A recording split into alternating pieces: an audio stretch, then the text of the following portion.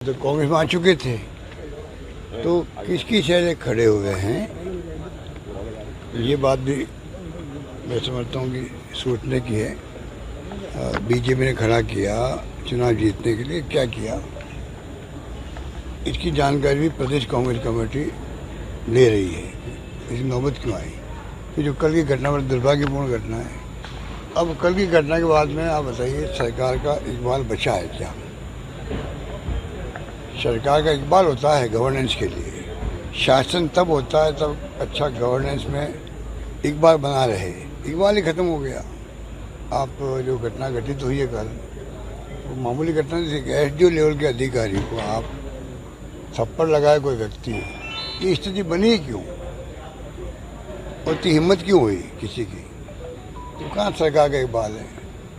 हम बार बार सरकार को कहते हैं आप गुड गवर्नेंस दो, पूरी प्रदेश की जनता का भला हो।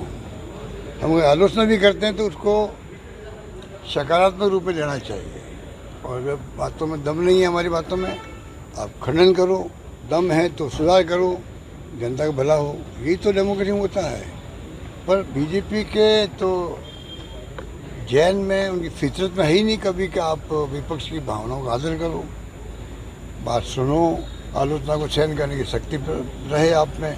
ये तो है ही नहीं उनके अंदर। जिले खत्म कर रहे हैं, नगर निगम खत्म कर रहे हैं। साल भर हो जाएगा अगले महीने, 1 साल तो हो गया। ना जिले खत्म कर पाए, ना नगर निगम वापस कर पाए हैं, और भी कई बातें इन्होंने बोली है।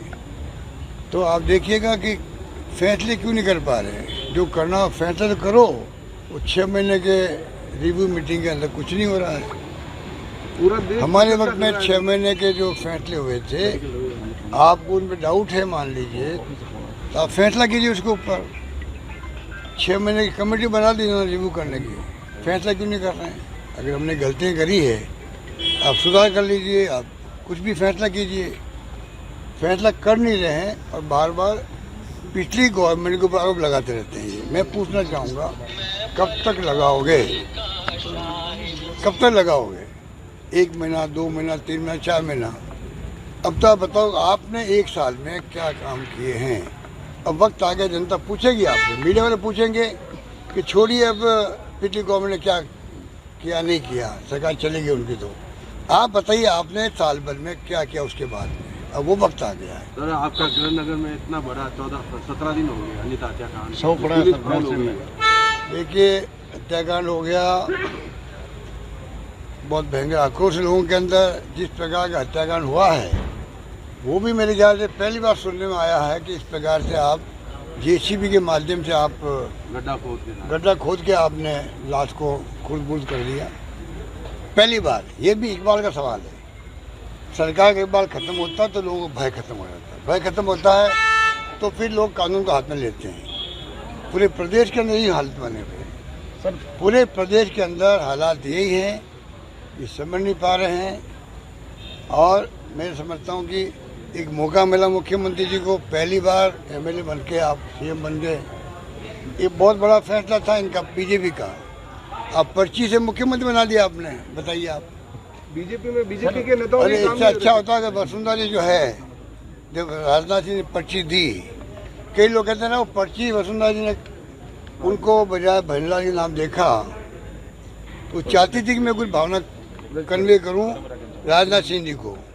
तो राजनाथ सिंह उनके देखा ही नहीं उनकी तरफ। आप सोच सकते हैं कि क्या रिएक्शन रहा होगा वहाँ मीटिंग के अंदर। अब बन गया वो, तो एक उनको मौका इतना बड़ा मिला है। उनको चाहिए पक्ष विपक्ष को साथ ले, विपक्ष की आलोचनाओं को सहन करे, उनके सुझावों को स्वीकार करे या खंडन करे, पर अच्छी सरकार बनाए, अच्छा शासन दे, ये मेरा मानना। आपने मेडिकल में जितने विस्तार किए थे सारे काम रुक गए हैं मेडिकल के। मेडिकल के क्या काम रुक गए? काम कौन सा शुरू हो गया बताइए?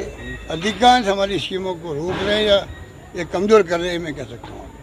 मैं आऊँगा जोधपुर, वापस आएंगे हम लोग यहाँ पे। मैंने कहा है अध्यक्ष जी को, नरेश जी को और सलीम जी को, आप पूरी जो जो हमारी योजनाएं यहाँ पर जो हमने दी है, सैंक्शन निकाल दी थी, कौन कौन योजना रुक गई है, कहाँ अटक गई है, लेकर को तैयार करें।